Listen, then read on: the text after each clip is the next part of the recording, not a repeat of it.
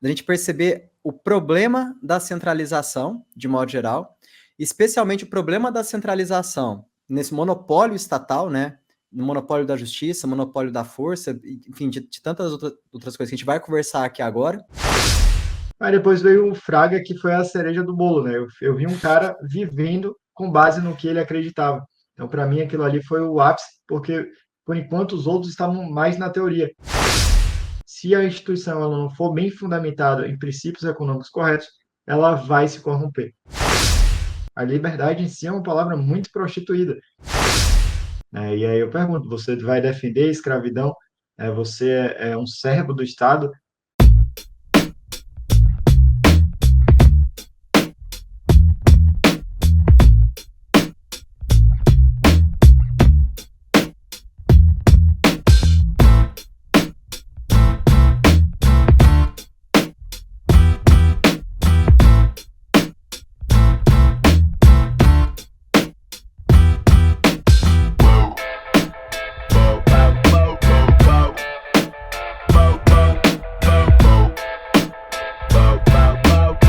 Fala, plebe, bem-vindos a mais esse papo aqui no podcast Permacultor Libertário. Eu sou o Tuxê Nunes, host do podcast e também aqui do nosso canal, né, Tuxê Nunes ao Sustentável, e me dedico semanalmente em te trazer explicações de ferramentas para ver uma vida mais autossuficiente, uma vida mais autossustentável, uma vida mais ética, longe aí dos monopólios, seja do Estado ou dos amigos do Estado, né, as empresas aí como bancos e outras, que as carnes, por exemplo, a gente está vendo muito isso aí com essa questão do aumento da tarifa da energia, graças a um negócio feito ali no Amazonas, né, para amigos do governo, para que você consiga viver de forma à parte dessas coisas, né? E, enfim, criar os seus filhos de maneira mais digna, se expor menos aí à escravidão, de modo geral, que a gente vive hoje, que muitas pessoas não estão despertas. E aqui no nosso podcast, eu busco sempre trazer pessoas que podem nos ajudar a entender todo esse contexto e também a trazer ferramentas para que a gente possa superar isso em todos os âmbitos.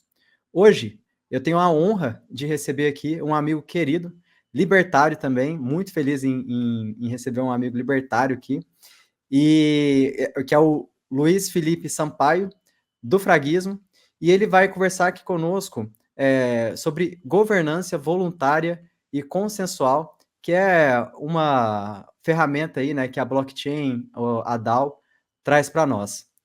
O Luiz, te apresentando aqui, Luiz, é ex-assessor de investimento da XP, ele é empresário também, fundador e CEO do Fraguismo, que é a minha religião também, eu sou espírita kardecista fraguista, que é também uma comunidade voluntarista.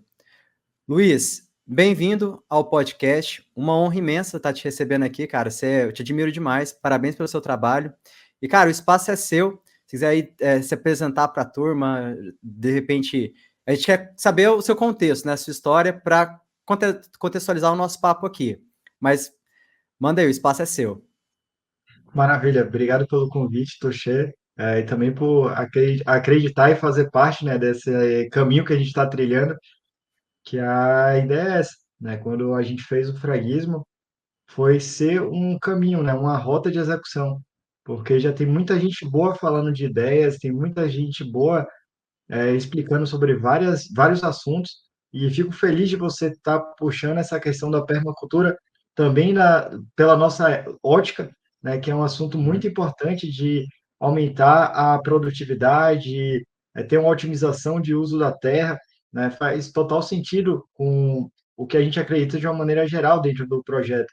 E era uma área que era um pouco abandonada, poucas pessoas falam dessa parte da preservação do ambiente, né? Tem você, tem o Marco Batalha, mas não tem tantas pessoas. É uma pauta que é um pouco sequestrada assim pela esquerda e é algo que faz mais sentido do nosso lado, né? Por várias coisas que tem a ver, como por exemplo aquela a tragédia dos comuns, né? Que o Marcos Batalha Sim. fala muito bem na questão do você tem um hidrômetro coletivo e as pessoas vão gastar mais, você tem o hidrômetro individualizado, cada pessoa vai medir o seu grau de consumo, que faz diminuir, né? Então, incentivos corretos. E queria te parabenizar pelo trabalho, vários bons convidados aqui, né? Já veio a Slovênia, vieram outras pessoas que são bem interessantes e quero contar com sua ajuda aí para levar essa palavra adiante, né, do fraguismo, do libertarianismo, voluntarismo e tudo mais. Com certeza, mano. Tem o meu apoio total. E, cara, acho que vai além disso, né? A gente vê toda essa questão da gente perceber o problema da centralização, de modo geral, especialmente o problema da centralização ali nesse monopólio estatal, né? No monopólio da justiça, monopólio da força, enfim, de tantas outras coisas que a gente vai conversar aqui agora. E a permacultura ela vem justamente como essa ferramenta de você romper com esse monopólio. Você percebe que você não precisa do Estado nem para tratar sua merda, entendeu? Tipo assim, você é capaz ali de resolver até esse problema que parece que está muito fora ali do que o ser humano deveria se preocupar. Só que na verdade não, assim, a gente pode ser o nosso próprio banco, a gente pode ser a nossa própria companhia de água e esgoto, e a gente também pode ser o nosso próprio governo, né? Eu acho que é um pouco disso que a gente vai falar fora ali do contexto também das relações que a gente pode estabelecer um padrão hierárquico, alguma coisa assim, que é o que a gente fala de governança, né? Mas até para a gente poder entrar nesse assunto com qualidade, para todo mundo entender bem, você é libertário, então, eu acho que de repente faz sentido, ô Luiz, você passar rapidamente aí como que foi seu caminho para chegar na questão do libertarianismo e também essa ideia do fraguismo, para a gente entrar aí nesse problema do Estado e depois como que a gente pode resolver isso na questão dessa organização hierárquica e de governança. Então, perfeito. Eu comecei pelo um vídeo lá do Ideias Radicais. Um amigo postou no Facebook e do nada eu vi um magrelo estranho falando lá de imposto de ser roubo. Aí eu cliquei, não é que esse cara tem alguma lógica que ele está falando, né? Aí Aham. do Rafael Lima, da Rafael Haid, eu fui pro Peter do Ancapsu, naquela época que ele fazia aqueles vídeos mais fundamentados do Ancapsu Classic. Maratonei, achei um conteúdo maravilhoso. E aí, quando terminei de consumir o conteúdo dele, eu dei um passo para quais livros tinham embasado os argumentos dele. E aí eu fui para o canal Quem Vigia os Vigilantes, que tem aí vários audiolivros e audioartigos. Toda live que eu vou, eu indico esse canal, porque para mim foi extremamente importante na minha jornada. Aí depois veio o Fraga, que foi a cereja do bolo, né? Eu vi um cara vivendo com base no que ele acreditava. Então, para mim, aquilo ali foi o ápice, porque por enquanto os outros estavam mais na teoria. E aí, quando eu vi a situação toda do Fraga, eu vi, olha, esse cara, ele viveu conforme o que ele acreditava. E aí eu me inspirei muito na ação de bravura que ele fez para criar o fraguismo. Então, a ideia do fraguismo ele surgiu que eu percebi que a educação financeira ela era importante de ser ensinada porque a gente não aprendia em lugar nenhum, mas ela precisava ser ensinada nas gerações mais novas através de um projeto chamado Crie Valor, né, que a gente tentou executar. Falhamos na primeira tentativa, Isso em reformulamos. Salvador, na Bahia. Sim, sim. Na verdade, a gente ia executar aqui, só que o projeto deu problema antes da primeira execução, porque faltou verba, né? A gente fez uma campanha para levantar fundo e não conseguiu. E aí foi nesse momento que eu percebi que o projeto estava as etapas muito escalonadas, né? Tipo, passos muito distantes um do outro. E dois, a gente não conseguiu arrecadar capital para fazer, a gente não conseguiu arrecadar R$ 1.000 para fazer a primeira edição do projeto. E aí eu falei, velho, tá muito distante de atingir o último objetivo do fraguismo, que era construir os mosteiros fraguistas, e a gente está vivendo sem Só, coerção. só voltando um pouco, esse primeiro projeto seu era um projeto para crianças carentes, né? Você queria ensinar finanças para crianças carentes em Salvador, não era isso? Justamente porque você viu o Isso, problema, que o problema estava aí nessa questão econômica, né? De inteligência financeira, vamos dizer. não só crianças como carentes, mas crianças de todas as maneiras, né? Então, pegar crianças e jovens e a gente Tá. ensinar de uma maneira lúdica. Então, eu criei um projeto baseado em uma gincana, onde as pessoas iam aprender conceitos da economia austríaca, né? Que o valor é subjetivo, que quando você faz uma troca, você está criando valor, ao invés de ser uma situação onde que um ganha e o outro perde, né? Então, a gente Uhum. ia fazer essa gincana e ia ser uma competição de empreendedorismo, só que ensinando os conceitos econômicos corretos junto com essa brincadeira, né? Então, a gente não conseguiu arrecadar fundo, aí eu reformulei o projeto e aí eu percebi que antes de focar na caridade, a gente tinha que focar em negócios, em criar negócios que dessem frutos. E esse fluxo de capital ia ajudar a gente a executar outros projetos no futuro. Aí por isso que a gente criou toda a questão de DAOs. Antes ia ser só um voto proporcional para a gente ter essa descentralização, né, na instituição, para ela não ficar centralizada e voltar a ter todos os problemas que a gente tem em estruturas que são centralizadas, que elas acabam, por serem muito rígidas, elas têm dificuldade de agir, né, porque elas não conseguem planificar as ações de maneira eficiente. E aí, quando eu cheguei e pensei nessa questão do token, eu já linkei, tá, então a gente pode criar, com o token, ajudar empresas de freguistas. E aí foi onde o sistema todo se encaixou, né? A gente montou uma religião voluntarista, né, que é o que a gente acredita, que é errado existir coerção. Então a gente está caminhando para tirar a coerção das nossas vidas. Então, em todas as áreas. Tem coerção nessa camisa que eu produzi, tem o nome do freguismo, mas ela ainda tem coerção no computador aqui que a gente está usando para se falar, na internet, na casa. E aí o Na freguismo internet todo que a vai pessoa está se usando guiar. para acessar essa informação aqui a partir de nós. Exatamente. Uhum. Então, o freguismo, o intuito dele é ser um plano de ação, né? Então, ele é um caminho para chegar numa sociedade voluntarista, né? Então, a gente tem essa ideia de religião como um religar, né? Uma reconexão ao justnaturalismo, a ideia de você conseguir viver sem iniciar agressão ou sem ser iniciado agressão contra você, né? E hoje não é uma opção e a gente está caminhando para gerar essa situação. E aí, com o token de governança, a gente evita que gere incentivos políticos, né? Tipo, em vez de eu querer escolher um projeto, votar num projeto que vai ajudar mais o freguismo, eu podia estar dando preferência à minha mãe, ao meu pai, aos meus amigos, aos meus chegados. E aí esses incentivos políticos eles vão degradando as escolhas, né? Em vez de serem escolhas comerciais. E aí por isso tem o token de governança para descentralizar essas decisões e colocar incentivos corretos.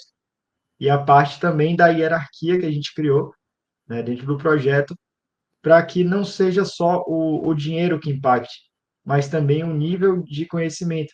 Então, não sei se foi Sócrates ou foi Aristóteles que ele queria, ou Platão, um desses caras aí, que queria fazer a sociedade dos reis filósofos, né? E aí, basicamente, eles queriam que as pessoas que tivessem, fossem mais cultas, mais intelectuais mandassem.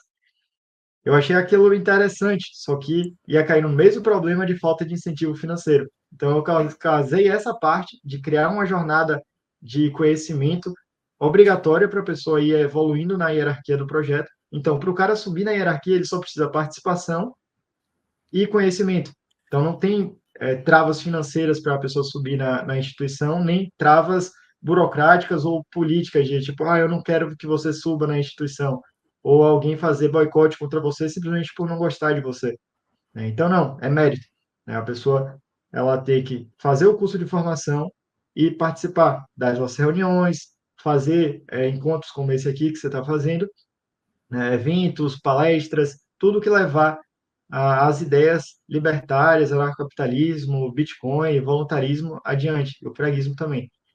E aí eu juntei essa dinâmica das pessoas terem que participar, fazer parte da cultura do projeto e se ambientando dentro da instituição, absorvendo o conteúdo que a gente acredita ser o mínimo necessário para ela começar a votar nas decisões. E aí, quando ela chega na Uhum. diretoria, ela passa a votar no rumo do freguismo, só que o voto no rumo do freguismo é com base de incentivos financeiros, né? Para ela não acabar gerando incentivos políticos e por mais que a gente tenha ideias econômicas corretas, se a instituição ela não for bem fundamentada em princípios econômicos corretos, ela vai se corromper, né? Então, a gente estruturou toda dessa maneira para conseguir executar os nossos planos de viver em uma sociedade voluntarista. Cara, excelente. Assim, até porque, por exemplo, de repente tem alguém escutando a gente que não está tão familiarizado quanto eu e você, com a questão do libertarianismo em si, porque tudo que você explicou para nós foi a explicação da solução que você conseguiu chegar para resolver um problema. Mas, óbvio que, assim, no canal aqui já tem muita gente que tá ligada nesse problema em si. Mas, de repente, falando para uma pessoa que não consegue ainda enxergar esse problema, né? A gente está falando aqui da questão da coerção estatal, do monopólio estatal e outras coisas do tipo. Qual que é esse problema aí que você busca superar com a religião fraguista? O problema que a gente visa superar é a coerção, né, que ela é oriunda da centralização de poder, né? Então, para a gente, a coerção ela é terrível, porque ela foge da questão de não faça os outros o que você não quer que faça contra si mesmo. Então, a coerção ela viola essa regra áurea, né, que quase toda religião ela é embasada nisso, né? No caso, o respeito ao próximo, né? Você não vai fazer algo a alguém que você não quer que faça a si mesmo. Então, Uhum. consequentemente, você não vai violar a propriedade de ninguém. Então, é o respeito máximo à propriedade, né? E o que que acontece? Para a gente isso é um problema que as leis e as instituições elas estão construídas com base hoje numa constituição. Então elas não têm um pilar sólido. Ela basicamente se por exemplo, a escravidão, ela estava na lei, mas não quer dizer que é porque está na lei, né, que está Que é correto. ético. Uhum. Exatamente, que não é ético. Então, para a gente, o que é ético é o que respeita a propriedade privada, e o que não é ético é o que fere a propriedade privada. E aí a gente não entra nas questões morais dentro do freguismo. Então, a pessoa pode ser católica e freguista, evangélica e freguista, Gay e fraguista. gay e freguista, maçom É, e freguista, né? Não, não tem umbandista e freguista, esse né? Então, não julgamento, tem essa né? limitação. Dessa É, questão do modelo de vida, e né? E você? sim dessa questão ética. Exato. Você pode escolher as pessoas que você vai se associar, você está livre para você fazer essas decisões. Ah, eu não gosto de me associar com quem fuma maconha. Tudo bem, não se associe. Mas dentro do freguismo, isso não é um limitador, né? Então, Aham. a única limitação de você fazer parte do freguismo é você respeitar a propriedade dos outros, não violar a propriedade Cara, dos outros. É só essa regra. sim. Mas assim, quando a gente fala dessa questão da coerção, de repente, para alguém que não tá ligado nisso, parece uma coisa distante, né? Por exemplo, de modo prático, coerção pode ser o policial te parar na blitz e te obrigar a soprar o bafômetro. De repente, você pode não ter ingerido álcool, mas igual teve um vídeo aí recente do Peter que fala que um pão de forma, né? 3 fatias podem ser o suficiente para sair álcool lá no bafômetro. Ou você compra o carro, a casa, que já está inundado de imposto, que já é uma coerção também. E aí você tem que pagar um aluguel todo ano para manter aquele bem, senão o Estado ele se vê no direito de te tirar aquele bem. Ah, enfim, N exemplos, por exemplo, carteira de vacinação, eu sou a favor de vacinação, mas uma coisa assim, limitadora, né? A pessoa poder fazer determinada coisa ou não, de repente poder tirar um passaporte, que é ter um direito de ir e vir para fora do país, e ter isso podado, porque não seguiu a regra ali que o burocrata estabeleceu para ela. Então, tudo isso são violências contra a pessoa, né? E às vezes a gente fala em propriedade também, né, Luiz? E a gente, quem não está familiarizada com o anarcapitalismo, pensa apenas em objeto, sem levar em Sim, sim. consideração a primeira propriedade privada que ela tem, que é o próprio corpo, né? De você ter direito sobre o seu corpo, sobre o que você faz com o seu corpo, né? E tudo isso é limitante também, né? No sentido assim, que de repente você pode não ter um lugar para dormir, de repente você pode ter suas contas bloqueadas porque alguém entendeu que você falou uma coisa que você não deveria falar, e aí você já não pode pagar pelo seu alimento, ou seja, você não pode, nesse ponto aí, garantir o bem-estar da sua primeira propriedade privada, que é o seu próprio corpo, né? Falo isso porque tem aquela definição do Rothbard que eu acho genial, que ele fala, né, que primeiro você tem direito à vida, né? Todo mundo tem direito à vida, né? Ninguém é a favor que ninguém seja assassinado ou qualquer outra coisa do tipo, e todos nós somos contra a escravidão ou qualquer coisa similar a isso. Então, primeiro você tem direito à vida. E depois você tem direito a, a exercer, por exemplo, para você exercer a vida, você tem que poder exercer essa capacidade de se alimentar, de ter um lugar para dormir, que são coisas que estão externas ao seu corpo. Então, você obrigatoriamente vai precisar exercer propriedade privada, agora no sentido de objeto mesmo, para conseguir garantir o seu direito à vida, que é aquele direito primário. E para fazer isso, você precisa de liberdade. Para conseguir garantir, por exemplo, a plantar, você tem que ter liberdade para plantar alguma coisa, ou para comprar alguma coisa de alguém que você não tem, mas que você precisa para se manter e tudo mais. Então, a gente chega nesse pilar, né, que é vida, propriedade e liberdade, justamente para a gente poder exercer o primeiro direito, que é esse direito à vida. E toda vez que alguém poda isso, na verdade, ela, querendo ou não, por mais que pareça uma coisa muito subjetiva ou distante, ela está atacando aquele direito primário à vida que é, para todo mundo, fundamental, essencial e natural que a gente entenda isso como um direito, e aí isso é o justnaturalismo, né? Que é essa lei que nenhum burocrata precisa falar para a gente que ela existe, né? Que é o direito à Exato. vida, e aí a gente tem toda essa derivação. Na verdade, o direito primordial é a propriedade, né? A vida a gente considera como sendo a primeira propriedade. Então, o pilar primordial é a propriedade. A vida e a liberdade são corolários, né? Elas derivam da propriedade, né? Então, o direito à vida ele deriva do direito à propriedade e o direito à liberdade ele é limitado pela propriedade. Então, no caso, não existe liberdade absoluta. Se liberdade fosse um direito absoluto, você poderia fazer qualquer coisa. Só que se você faz qualquer coisa, você pode violar a liberdade do outro. E o que que limita a liberdade do outro? A propriedade, né? Então, a sua liberdade termina aonde começa a propriedade do outro, né? Então, essa é a dinâmica, né? Não existe liberdade absoluta. Então, quando você fala, os libertários lutam pela liberdade. Cara, um socialista vai dizer que ele vai brigar pela liberdade, um liberal vai dizer que ele vai lutar pela liberdade. A liberdade em si é uma palavra muito prostituída, né? Mas o que a gente briga mesmo é uma liberdade com responsabilidade.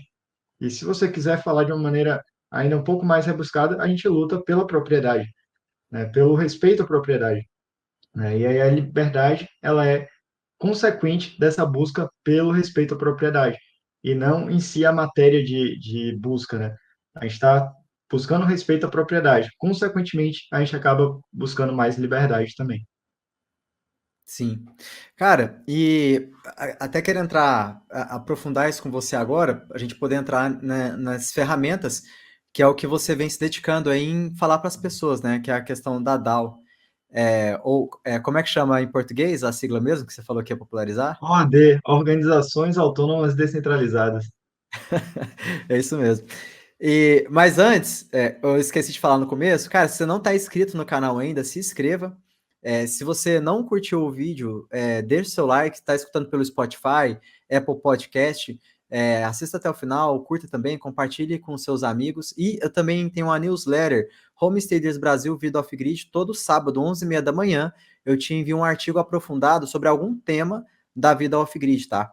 E essa semana, há umas 4 semanas, eu venho falando lá sobre biopesticidas, que é muito legal. O vídeo dessa semana do canal vai ser sobre isso.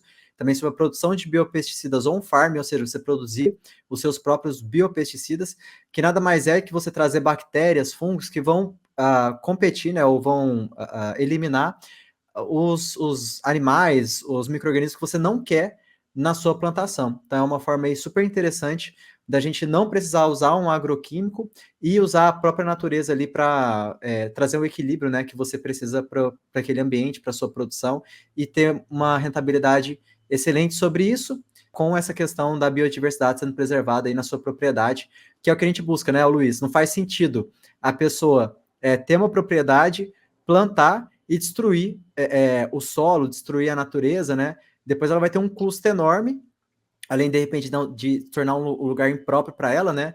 Então, esse tipo de ferramenta, é óbvio que um agricultor, né, qualquer pessoa vai desejar usar, E, enfim, a gente está aí nessa pegada de disseminar esse tipo de informação.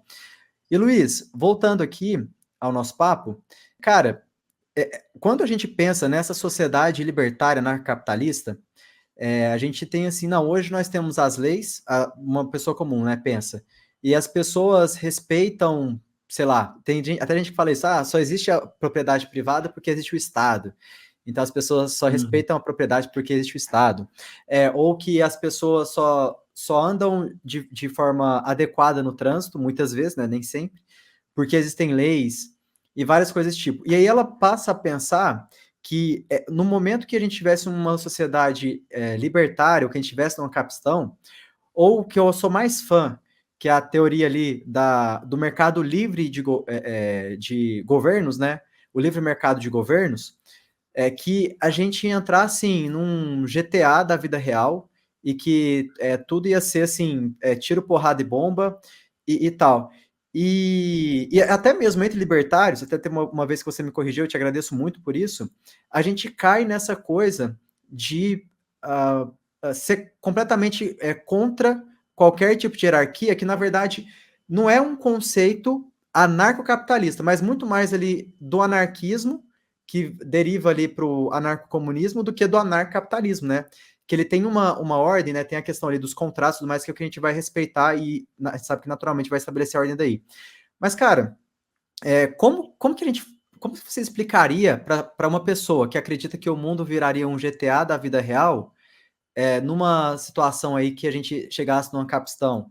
Quais são as ferramentas aí que você acredita para manter uma sociedade ali minimamente saudável aí para a convivência, para o desenvolvimento e tudo mais?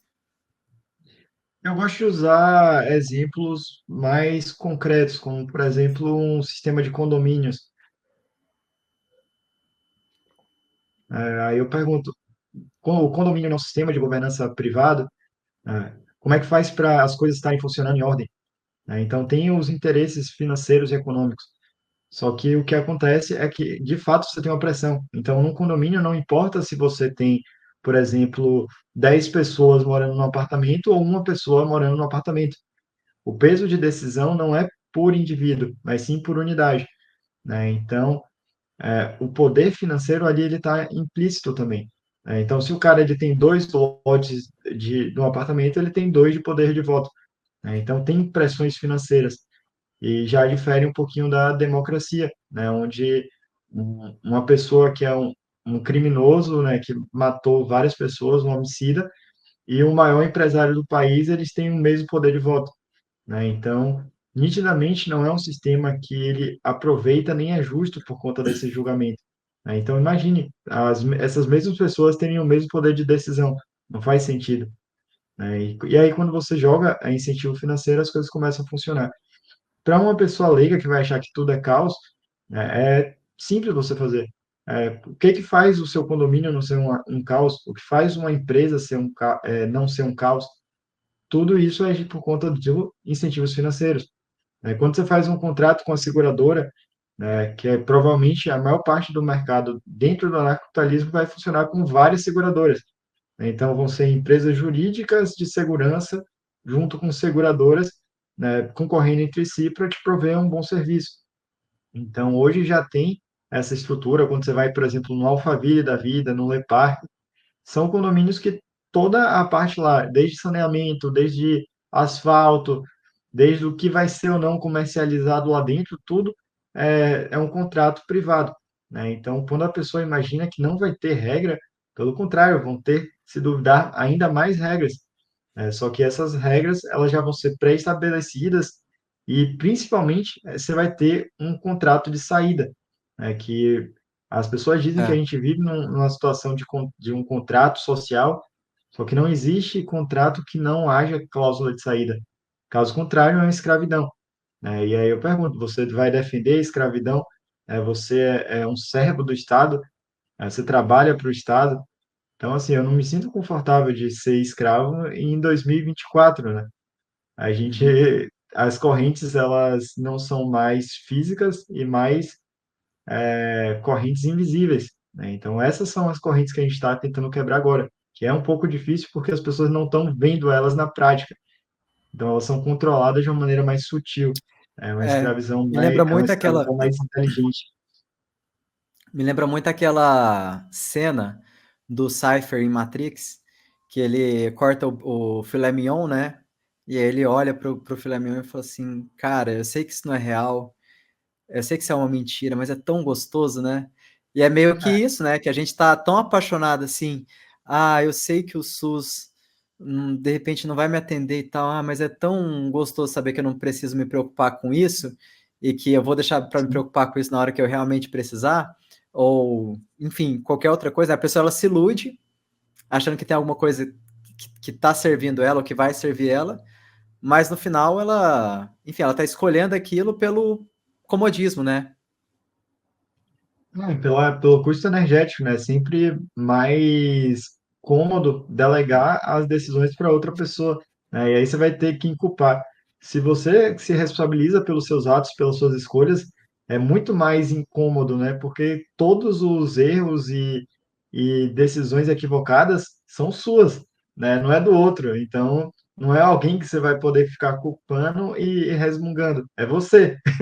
Então, você Aham. vai ter que resolver, né? Essa a responsabilidade individual, ela é difícil de se ter, e não só por questão energética, mas também por questão cultural e de educação, né? A gente já vem tendo esse modelo há milênios, né? Então, o humano ele já é governado por entes centrais há muito tempo.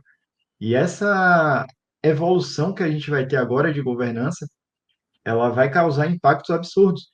Assim como a internet gerou um impacto na comunicação, a gente está se falando de distâncias absurdas para pessoas que podem estar em qualquer lugar no mundo ouvindo esse conteúdo que a gente está produzindo agora. Imagina Uhum. a governança, que ela impacta desde o seu núcleo familiar a empresas e estados, governanças, condomínios, tudo passa pela questão de governança. Então, imagina um impacto que esse avanço de tecnologia vai causar em todas as esferas humanas, né? Por isso que eu digo que a gente vai dar um Imenso. passo evolutivo como espécie, né? Acho que a gente vai deixar de ser o Homo sapiens sapiens, que é o homem que sabia que sabe, para o Homo liberatus, que é o homem que finalmente se liberou dessas correntes invisíveis que ele leva dentro dele já há bastante tempo, né? As pessoas Aham. não lembram mais como é viver sem coerção. Então É. vai ser um passo difícil para várias pessoas se adaptar à autorresponsabilidade, né? Em vez de viver delegando as suas escolhas e as suas culpas e suas frustrações para os outros ao invés de si mesmo, né? Sim. Cara, até porque essa questão da organização social ou vamos. É porque assim, eu acho que me falta a palavra melhor do que da questão da governança em si, né? Só para contextualizar isso bem para a audiência, a gente tem o que o libertário, o anarcocapitalista, ele é contra, não é contra uma organização, uma forma que as pessoas possam se organizar, que é o que a gente está chamando de governança voluntária e consensual, mas é contra o monopólio da governança, que é o Estado, que é o monopólio estatal. Então, quer dizer, a gente precisa, né? Eu desconheço uma sociedade que seja completamente, assim, absurdamente horizontalizada. Eu acho que tem sentido algumas pessoas terem responsabilidade e tudo mais, e outras pessoas cobrarem por isso, que é mais ou menos o que acontece ali na iniciativa privada, né? Então, existe uma hierarquia e tudo, só que você pode sair de uma empresa e ir para outra e tudo mais. E quando a gente olha esse contexto aí no Estado, você não pode ir de um Estado para o outro, por exemplo, dentro da mesma geografia, né? E então é aí que entra a questão da cláusula de saída que não existe nessa questão ali, e você fica numa servidão ao Estado centralizado. E a primeira tecnologia, pelo que eu vejo, que trouxe isso, né, e que mostrou para a gente que isso é possível, foi a questão do Bitcoin, né? Então, para quem não entende essa parte aí também, acho que faz sentido contextualizar. A gente teve ali a internet 1.0, depois a internet 2.0, que fica fácil a gente entender através dessa questão das redes sociais. Então, a internet 1.0, tudo chegava para você não conseguia imputar nada. A internet 2.0, você consegue imputar algumas coisas, igual as nossas redes sociais. Por exemplo, aqui, quem está assistindo a gente aqui no YouTube, no Spotify, no Apple Podcast, qualquer outra plataforma, está assistindo na web 2.0, ou seja, você tem um hub aí que é o seu aplicativo, por exemplo, e nós estamos colocando esse conteúdo aqui e você está assistindo. Então, isso é internet 2.0. A gente pode se comunicar, mas nós ainda precisamos desses hubs para conseguir fazer a informação chegar de um lado a outro. A Web3 muda isso quando você se torna o próprio hub. Ou seja, você não precisa mais do Facebook, você não precisa mais do YouTube, você não precisa mais do Twitter para mandar uma mensagem. Você é seu próprio servidor, né? E aí, e quem trouxe isso primeiro, de forma a mostrar que isso efetivamente funcionava, foi o Bitcoin, né, Luiz? E agora a gente está Exato. buscando trazer isso para o contexto da superação do Estado. Né? O Estado ficou lá naquela tecnologia de Web 1, que não tem nem essa interação entre a gente, né? Tem só a parte dele para nós e a gente sendo sugado ali por ele através dos impostos, né? Que é o que a gente consegue produzir com a nossa força de trabalho e com a nossa capacidade de geração de valor e tudo mais. E agora, com a tecnologia, a gente vai superar isso, sendo nós mesmos nossos próprios estados, né? Cara, aí beleza. Entramos em todo esse contexto. Não sei de nada, não sei de blockchain, não sei de nada. Como que você me explicaria aí essa questão de misturar toda essa salada de Web3 e tecnologia blockchain e DAO e tal, para a gente entender como que isso funcionaria na prática? Ou como funciona? Perfeito. Então, o problema que a gente tinha era a questão do servidor ser centralizado. Então, você dependia de uma empresa para mediar essas informações. Vou dar um exemplo. Digamos que eu e o Tuxê, a gente está querendo fazer uma troca. Eu quero mandar para ele essa camisa do fraguismo e ele quer me mandar um chimarrão, né? E aí, como é que a gente vai fazer Pão de essa queijo, troca? pô. Eu vou mandar primeiro a camisa, ele vai me mandar o chimarrão. Aí, para a gente resolver esse problema, a gente delegou para um terceiro de segurança. Por exemplo, o Mercado Livre. Eu mandei minha camisa para o Mercado Livre, o Tuxê mandou o chimarrão, e aí ele vai fazer essa troca. Só que aí o que acontece? Esse terceiro de confiança, ele, o que impede ele se corromper? E aí, no caso do Mercado Livre, as outras empresas, a concorrência. Mas e no caso do Estado, que faz essa mediação, que ele não tem concorrência? O que impede ele se corromper? E aí não tem uma resposta para isso. E aí por isso que os estados foram se corrompendo por ter o poder de decidir o que é certo e errado, né, que é o poder judiciário, e o poder de fazer essa força jurídica ser mantido, que é o monopólio da força. Então, a blockchain ela surgiu para resolver o problema de você não ter esse índice central, uma peça corruptível. Então, são vários computadores brigando para descobrir um código que vai gerar uma recompensa financeira para ele. Então, tem um incentivo financeiro para cada vez mais máquinas, mais energia, mais computador, mais segurança esteja sendo usado na rede para descentralizar cada vez mais. Então, vão ser vários computadores, vão ser várias ASICs, né, que são as maquininhas que fazem a validação das transações do Bitcoin, né, nos blocos, e que geram os novos Bitcoins que são criados. Então, é como se fosse um cartório online que não ficasse em um servidor, em um ponto. Porque se você tem um servidor, esse servidor pode ser hackeado, esse servidor pode parar de funcionar, né? Então, em vez de você ter isso em um ponto que é corruptível e tem vários outros defeitos, você está distribuindo em vários pontos. Então, isso torna a rede um efeito rede, né? Um efeito rede neural. Né? E esse efeito rede neural faz uma robustez muito grande, né, no sistema. Isso evita o ponto de corrupção sistêmica que a gente tem. Então, o Bitcoin ele conseguiu resolver o problema dos bancos, né, que os bancos eram esses mediadores de confiança. Só que os bancos eles fazem diversas fraudes com a moeda, o que faz, mesmo com a tecnologia avançando, as coisas ficarem mais caras, o que não faz sentido. Se a tecnologia está Uhum. avançando, era para as coisas ficarem mais baratas. Só que os bancos e os estados, né, são os dois, eles causam esse problema, eles depreciam a moeda criando novas moedas, tanto pela reserva fracionária, que a pessoa faz um depósito e o banco empresta mais dinheiro do que de fato entrou no caixa do banco, quanto a questão de criação de novo dinheiro que é feito pelo Banco Central, que ele cria dinheiro do nada e joga na economia, diluindo o poder de compra da população. Então, Uhum. a gente está tendo esse descolamento agora. E aí, por isso que o Bitcoin foi criado. Ele resolveu o problema do dinheiro e dos bancos, de você necessitar de um ente central. Agora, você não precisa mais de um ente central para você ter uma segurança nas suas transações. Então, beleza, esse problema foi resolvido. Agora, para resolver esse problema do dinheiro e dos bancos, né, da governança financeira, Uhum. você gerou uma tecnologia que é a blockchain, que é esse cartório online, que ele pode ser usado para basicamente tudo. Então, você pode registrar um contrato lá, você pode registrar o seu apartamento lá, você pode colocar cláusulas de uma parceria, você pode travar informações específicas que, como por exemplo, eu e Tuxê, a gente está fazendo um acordo comercial onde esse acordo, para ser firmado, digamos que ele está me vendendo uma propriedade. E eu só vou mandar o dinheiro para ele quando ele me passar o imóvel.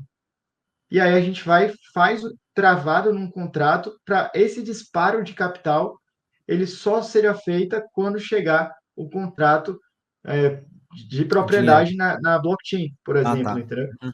E aí faça essa troca sem ter o risco tanto quanto eu, quanto do Touché, de ser um ente sacana, né? Um queira tirar vantagem e ficar com o terreno e a propriedade. Então, a gente consegue travar isso na computação sem um ente central, né? Então, todo passo de governança que a gente tem hoje, a gente depende de confiança. Então, por exemplo, sua casa está registrada onde? No cartório.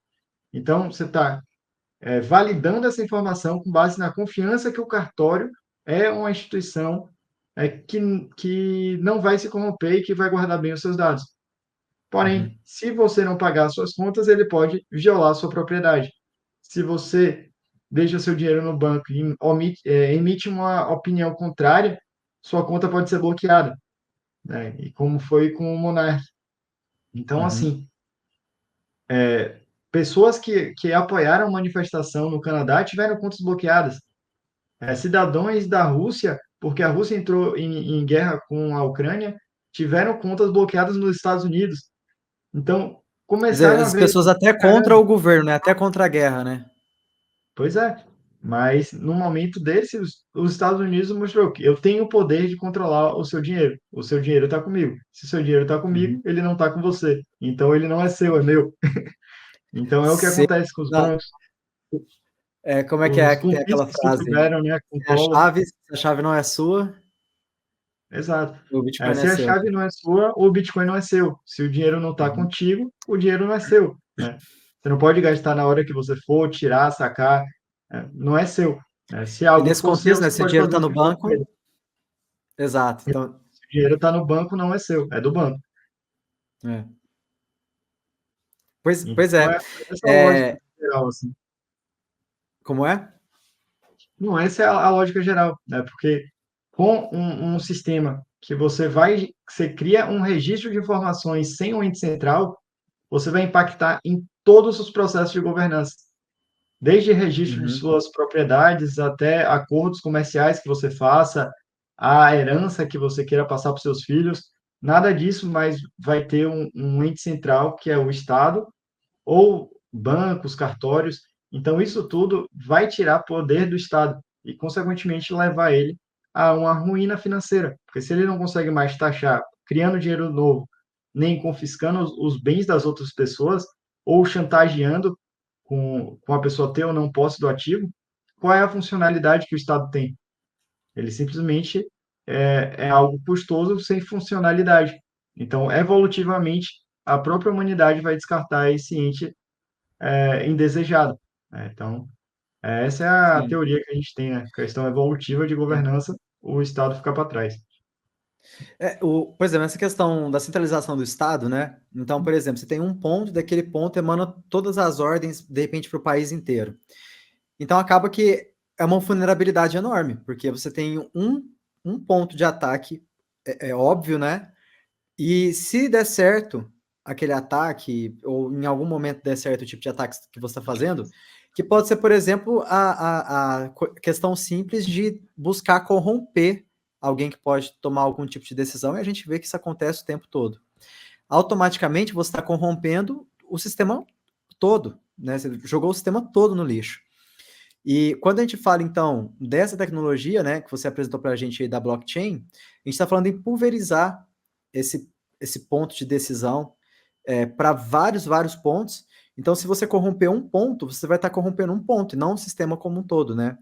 E na questão do Bitcoin, imagina da blockchain de modo geral, né? Isso é até superado de longe ainda, porque uma vez que uma informação é imputada errada, ou fora dos padrões ali do sistema original, é simplesmente uma informação descartada, e aquele ponto ele é limado do sistema, né? Então acaba que todo mundo, ninguém tem o poder de corromper mais aquilo, né? Fica uma coisa assim, completamente fora da realidade isso acontecer. Então, quer dizer, cara, na questão lógica da coisa, né, superou muito e de longe. E, assim, alguns teóricos libertários, o Rothbard, o Hans Hermann Hoppe, o Hayek, que não é libertário, é escola austríaca, mas todos esses, a Ayn Rand também, já fizeram textos falando sobre o livre mercado de governos, né? E que isso seria baseado. Você falou que existe essa teoria também, né? Que nós chegaríamos no livre mercado de governos a partir das seguradoras, né? Então, você primeiro pagaria por segurança, né? Essas empresas que proveriam segurança ou reembolso por qualquer coisa, né? A gente já paga por elas, só que a gente paga duas vezes, paga para o Estado, que não nos provê nada, e paga por elas de novo. Um condomínio fechado, você está pagando por segurança, seguros, está pagando por segurança. Então, quer dizer, quantas vezes a gente paga por segurança, quantas a gente paga por educação, quantas vezes a gente paga por saúde e por outras coisas que o Estado falou que ia nos dar e não nos dá, né? E nessas coisas a gente tá paga imposto também. Mas voltando, eles pacificavam isso através da liberdade de estabelecer contratos, relações com pessoas e tal. Mas a gente estava ali numa situação, né, de que o mundo não tinha chegado a uma evolução tecnológica tão excepcional como a que nós vemos hoje, né? E a gente sabe também que a gente está no embrião ainda de tudo que está por vir, né? Inteligência artificial está batendo aí, né? Tem muita coisa para mudar aí nos próximos 5 anos, sei lá, né? Se a gente for pensar 10, a gente não consegue nem imaginar como é que vai estar a coisa, tanto que está sendo rápido. Aí entra a questão da DAO. Cara, o que, que é a DAO nesse conceito da governança? Para a gente entender bem, você está se dedicando muito a isso, então, assim, para a gente entender bem o que, que é a DAO, assim, como que ela resolve esse problema aí, qual que é essa tecnologia, para um leigo entender. Pronto, perfeito. Traduzindo, a DAO é Organização Autônoma Descentralizada, né? Então, uma organização nada mais é do que ordenar algo. Então, no caso, no sistema das DAOs é mais voltado a questões institucionais, né? Então, são organizações institucionais que vão fazer alguma função específica. Como, por exemplo, você pode ter uma empresa de cosméticos que elas funcionem num modelo de DAO, né? Como é que funcionaria isso? Né? A organização dela, primeiro, para ela ser uma DAO, ela precisa possuir contratos inteligentes, que eles vão otimizar e automatizar os envios de recursos. Porque se você tem uma pessoa recebe esse dinheiro e ela dá a destinação, isso não é descentralizado nem é automático. Então, para você ter uma DAO, você precisa que essa decisão de alocação de recursos e tomadas de decisões de criação de leis, normas, ela seja alguma lógica de descentralização. Então, seja um sistema acionário, onde a maioria, né, das cotas acionárias tem que gerar, se 50% dos cotistas aprovarem, esse recurso vai ser enviado, né? Então, esse recurso que entrou, ele vai ser enviado automaticamente, travado por contratos inteligentes. Então, isso vai exigir um nível de tecnologia por trás, né, para que seja automatizado. E por que isso é importante? Porque evita corrupção. Então, se eu trabalho nessa empresa de cosmético, o dinheiro caiu na minha conta, opa, vou pegar esse dinheiro aqui e vou atrasar um pouquinho para ganhar um rendimento aqui na minha conta bancária, por exemplo. Já seria uma corrupção. Ou Uhum. entrou aqui na minha conta 10 mil, eu tiro 1.000 e mando 9, entendeu? Então, assim, são falhas que as organizações que não têm um modelo de DAO, elas são vulneráveis. Então, corrupção, desvio, fraudes, mudanças de regras e normas o tempo todo sem sem você estabelecer previamente, né? Porque você consegue travar quase todas as regras de funcionamento de uma instituição com contratos inteligentes. Então, você deixa ela bem engessada para justamente evitar a corrupção humana. Então, é um passo que entende a natureza humana como sendo uma natureza egóica, que o homem vai. Vulnerável, né? Exato. O homem vai primeiro priorizar a si mesmo. Então, se eu estou com uma Uhum. corda no pescoço aqui e entrou dinheiro na minha conta, opa, é uma chance de eu sair dessa situação ruim. E aí depois ele vai Uhum. querer ajudar a família, o núcleo mais próximo dele, de pessoas que ele gosta, seja a família ou amigos. E aí depois ele vai pensar lá no final no interesse da empresa, entendeu? Então, essa é a dinâmica que acontece, né? E aí, com as DAOs, você vai elaborando ela com incentivos financeiros, equilibrando com um sistema de votação proporcional, né? Por exemplo, quem tiver mais token tem mais poder de voto, né? E aí você pode provar, não, tem que ser 2/3 dos detentores de tokens aprovar algo, 50%, 10%, 20%, todas essas regras elas são estabelecidas. Então você é interessante essa questão, porque Uhum. justamente o consenso da rede ele vai determinando o funcionamento dessa instituição. E as pessoas elas vão decidir se vão ou não querer seguir aquelas regras. Então, por isso Uhum. é muito interessante para a questão de governança a nível de moradia, a nível de segurança, a estabelecer quanto de custo você acha que tem que ir para cada área, entendeu? Então, assim, a DAO, de maneira geral, ela funciona na blockchain como uma instituição que roda dentro da blockchain. Então, Uhum. as Do decisões, Bitcoin, exato. ou É, não? o Ah, Bitcoin, tá. o Bitcoin é um protocolo de dinheiro. As Uhum. DAOs, elas são empresas que vão estar rodando na blockchain. Então, pode ser a blockchain do Bitcoin, pode ser a blockchain da Ethereum.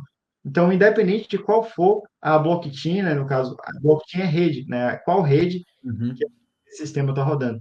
Dentro da rede do Bitcoin, tem a moeda Bitcoin. Mas na blockchain do Bitcoin existem vários outros protocolos também.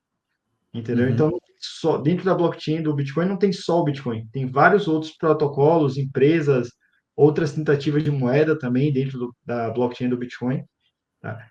E essas DAOs, elas são empresas que podem estar rodando em qualquer blockchain. Só que a gente considera a do Bitcoin a mais segura porque é a que tem incentivos financeiros mais coerentes e também é a que possui mais efeito rede, é a que a rede é mais robusta a ataques externos. Então, Aham. é isso que a gente acredita no Bitcoin de maneira geral. Cara, que legal. Eu não sabia dessa questão do smart contract, né, que é o contrato inteligente, tão incorporado na questão da DAO. Achei muito legal saber, porque realmente faz todo sentido, né? Você consegue superar essa questão aí da vulnerabilidade do intermediário, né? Até a informação chegar de um lado a outro. Então, muito legal mesmo. E uma questão, ô Luiz, que até é uma provocação aí que eu sempre vejo o pessoal falar, na verdade, sim, os detratores, né, da questão da DAO. Eu já vi o pessoal falando assim, a DAO já se mostrou que não funciona, porque alguém pode comprar, sei lá, 50% mais um dos tokens, ou os 2/3 de tokens, de repente uma pessoa que tem muito capital para investir, ou até mesmo no ataque mesmo, né? Uma fraude, alguma coisa assim, e aí ela poderia destruir tudo isso, né? Então, vamos imaginar. Por exemplo, eu sei que no caso do fraguismo é diferente, porque para subir nessa hierarquia, no fraguismo você tem que fazer, você tem que estudar é, é, os filósofos libertários, né? Enfim, tem um caminho aí que você cria um relacionamento, né? Mas numa situação onde seja absurdamente aí descentralizado, no sentido que de repente você nunca conversou nem com ninguém daquela organização por mensagem, ah, acaba que algumas pessoas falam que isso a DAO ela tem essa vulnerabilidade, né? Dessa questão da compra e tudo mais. Cara, realmente existe essa vulnerabilidade. E por conta disso, no seu caso, por exemplo, vocês incorporaram essa questão de subir na hierarquia com os estudos, e essa é a forma aí que você encontrou para superar isso. Existem outras formas também. Como que você vê isso para quem, de repente, tem um pé atrás com esse modelo que se parece muito com a democracia, né? Cara, então, eu discordo de você, ele difere muito da democracia, porque a democracia, Ah, ela precede a igualdade, né? Então, na democracia, todo mundo tem um voto. é Enquanto verdade. na questão do sistema de DAO, ele é mais similar a empresas, são shares, né? Então, quanto mais porcentagem da empresa você tem, maior o seu poder de voto. Então, são votos que são desiguais, né? Então, sim há discriminação, né, por quantidade de tokens que você tem. Lembrando, discriminação no caso de diferenciação, né, de poder de voto com base na questão financeira.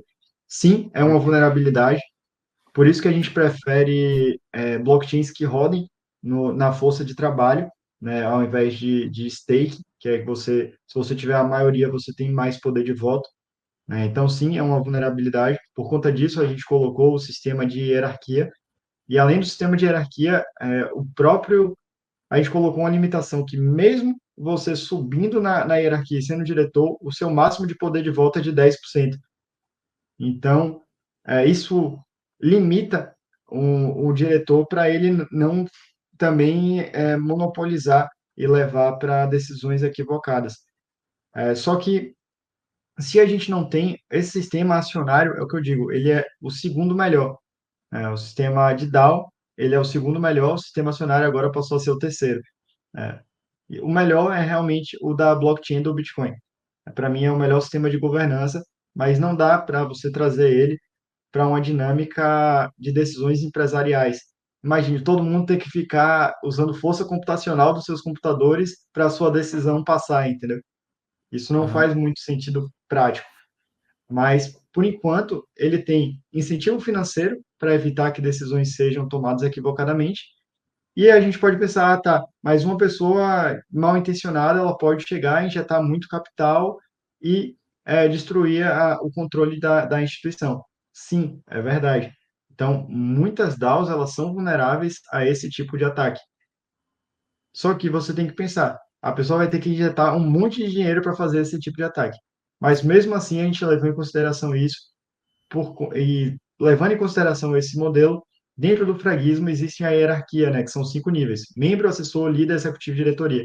Então, o cara vai ter que ficar participando das lives, vai ter que fazer toda a jornada de curso educacional, que é relativamente longa, né? São ali cerca de 20 livros, né? Mais ou menos entre 16 e 20 livros na formação, os que são obrigatórios, e os outros, eles são livros que são indicações. A gente é recomendação de leitura, mas não é obrigado, né, para você subir na hierarquia.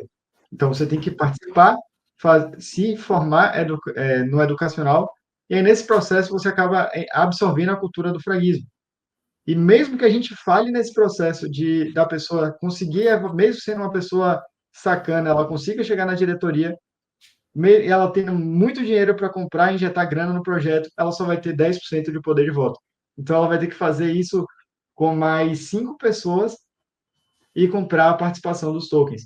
E aí, por isso que também a gente colocou a capitalização do projeto do fraguismo elevada, né? Então, são 100 milhões de tokens e o mínimo de venda dele, que a emissão, é de R$ 10. Só que toda a emissão que a gente faz é para executar algum projeto, como a gente vai fazer o mosteiro agora. Então, a gente vai lançar token e vai lançar ele através de leilão, com o piso do token a 10 e a demanda do pessoal, né, se tiver mais compradores, vai fazer com que o preço unitário do token suba, né, até todos os tokens serem emitidos. Depois vai ser o livre mercado de tokens, as pessoas vão vender para outras pessoas que quiserem comprar naturalmente, né, mas está todo travado nisso. Então, um cara para ter que fazer isso, ele vai ter que comprar 50% dos tokens, o que vai dar aí a R$ 10, 500 milhões de reais, né? E além Uhum. de todo o trabalho que o cara vai ter que estar fazendo. Mas imagine o quanto a gente não vai conseguir executar dentro do projeto com 500 milhões de reais, então.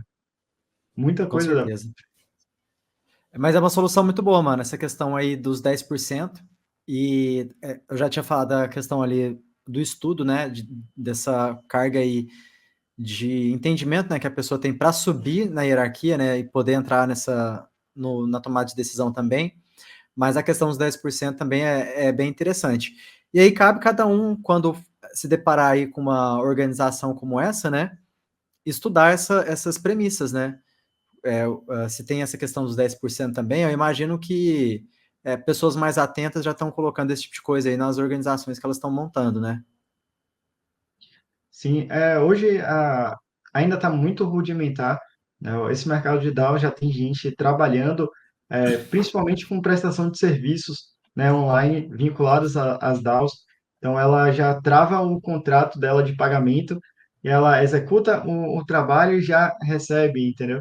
Então, em Uhum, cripto, que é mais fácil. Diferente na área de serviço, produção de serviços de maneira geral, que ainda é muito complicado, né? Você gerar, quer dizer, serviço é fácil, produto é mais complicado. Porque produto você está dependente de entrega, matéria-prima, é, muitas outras coisas que estão, tipo assim, você vai receber do seu cliente muitas vezes em real e você vai pagar o seu fornecedor em real. Então, se você descasa essa moeda, você pode ter problema de balanço, né? Digamos que uhum, o Bitcoin ou o USDT caia no meio do seu recebimento. Pô, aí pode, se você sua margem é apertada, essa é a diferença de lucro para prejuízo, entendeu? Numa operação. uhum. Tem muita coisa para ser melhorada nesse sistema e está só no início. É muito novo e está sendo evoluído a cada dia com mais e mais pessoas trabalhando aí simplesmente para esses projetos executarem e darem certo. Não, com certeza. E acaba que com cada experiência, como essa aí que você está compartilhando com a gente, outras pessoas vão tendo mais ideias, né? Até para poder aplicar isso aí nas realidades delas. E até entrando nisso daí, para a gente encaminhar para o nosso final, aqui a gente sempre busca falar pensando ou na pessoa que já está no campo, né? Ou que ela está fazendo esse processo de migração, que ela está estudando isso, né? Para ela poder ter uma vida aí com alta rentabilidade financeira e de acordo ali, né, com os ciclos da natureza e tal, que são coisas que a gente acha que fazem sentido ali a gente está imerso, né? Que é o natural da vida. Num contexto desse, a DAO poderia funcionar, por exemplo, para uma cooperativa de agricultores, de pessoas que beneficiam. É, como que você vê aí essa questão de toda essa conversa nossa de governança para um neo-rural ou uma pessoa que já está há um tempo no mato, na fazenda, ou que está indo aí, né, está estudando aí um plano de negócio para se estabelecer com saúde financeira? Maravilha. Dá para ele fazer capitalizações, né? Essa área do campo ela é muito ligada à necessidade de mais capital para você fazer uma expansão ou para você gerar uma safra, né?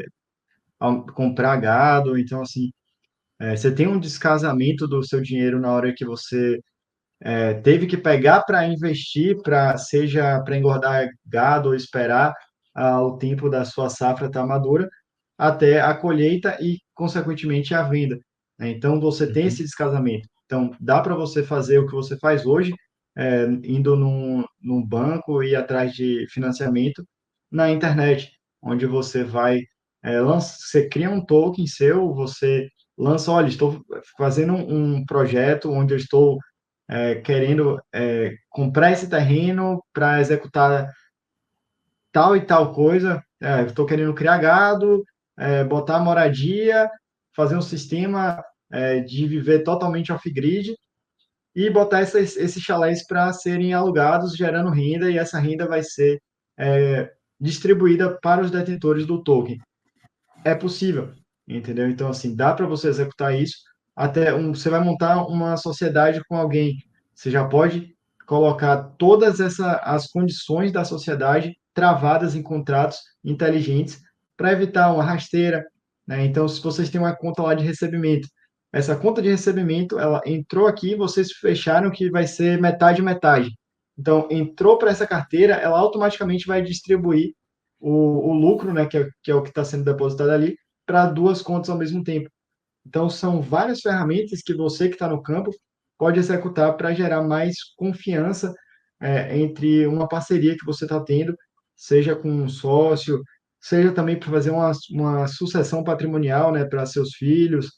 Então, você pode colocar sua riqueza em Bitcoin, em cripto de maneira geral e fazer esse disparo para a carteira dos seus entes quando você falecer, por exemplo, né, já ser feito esse envio automático. Então, tem muitas coisas.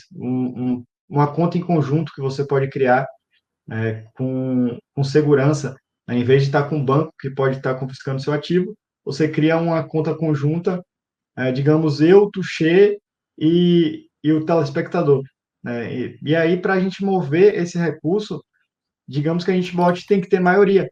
Então, cada um tem uma chave e a gente cria uma conta onde para mover esse recurso tem que ter duas assinaturas.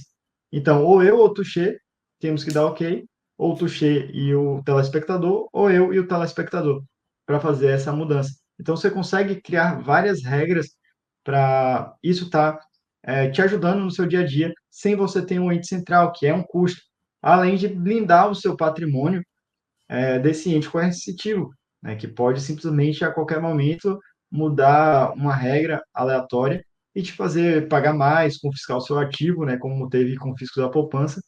Então, é interessante você aí do campo ir dando uma olhada nesses tipos de tecnologia que já está sendo usado na área, até mesmo para traquear a produção, né? Então, está tendo muito o uso da blockchain para fazer traqueamento de safra, para você acompanhar todo o deslocamento da sua safra.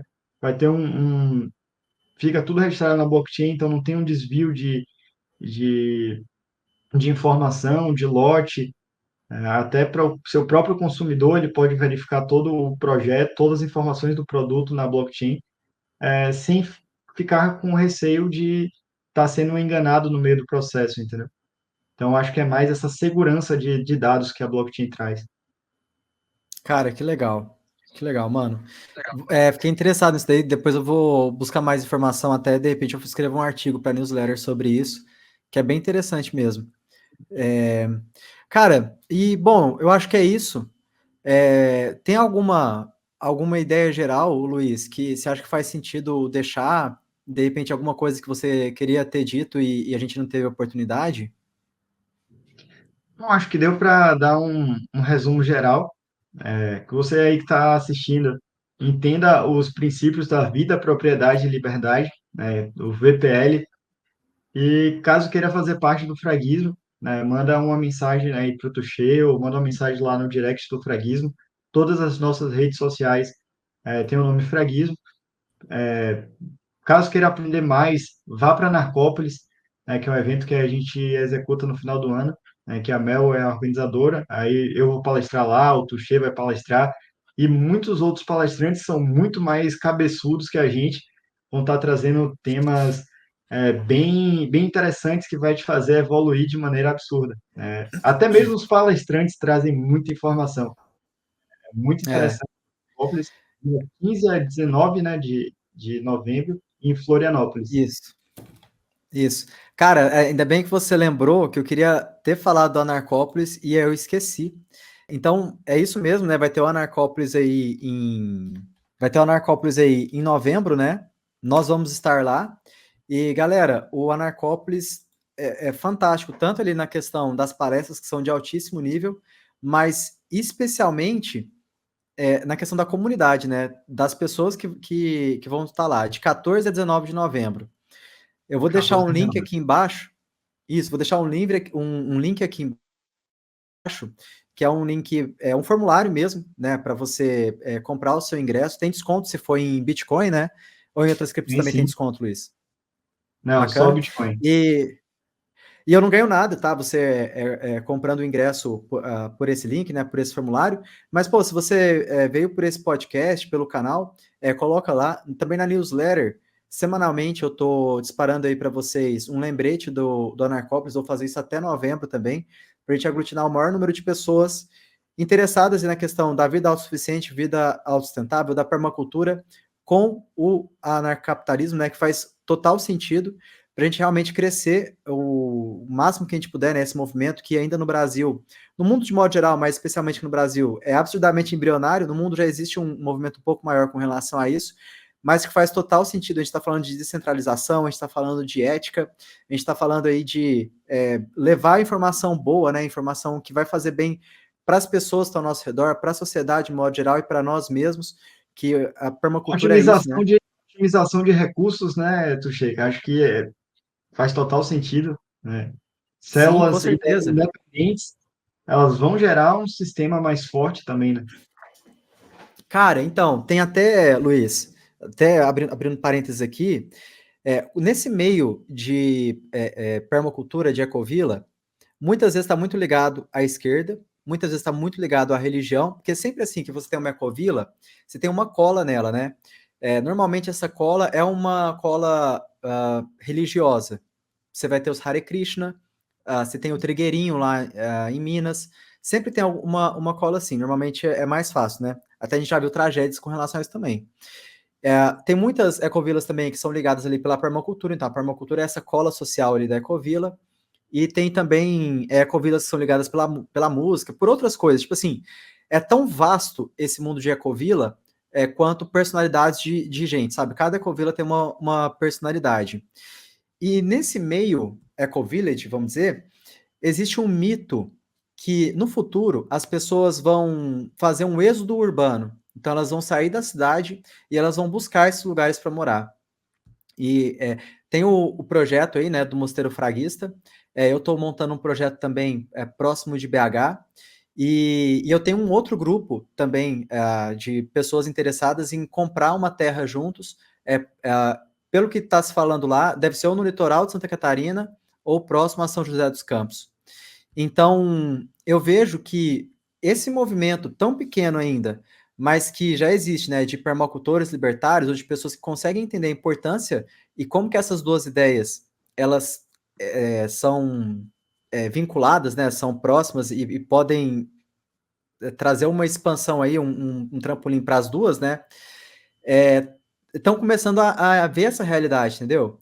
E, cara, isso é muito interessante porque é, quando você vai pegar nessa galera mais raiz de esquerda, você não tem essa questão da sustentabilidade financeira para a coisa dar certo, né?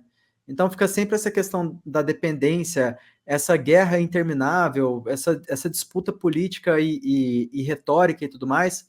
E a gente está construindo uma coisa, trazendo essa seiva aí, esse sangue, né? De ter uma sustentação econômica, né, financeira, para a gente criar essa realidade. E eu vejo que, cara, esse mito que existe nesses ambientes vai se concretizar conosco. Tipo assim, a gente que vai fazer isso virar realidade. Porque a gente está indo pelo modelo correto, sabe? De estabelecer uma estabilidade financeira, uma saúde financeira, e aí, a partir disso, criar esses ambientes, esses condomínios ecológicos, essas ecovilas libertárias, ou essas vizinhanças libertárias, né? Porque tem vários modelos que podem funcionar dentro disso, modelo de vizinhança, modelo de condomínio, dentre outros aí. Então, a gente que vai criar essa realidade. Então, acho muito, cara, eu acho lindo essa visão, né? Mas assim, eu via que ficava muito na ideia mesmo.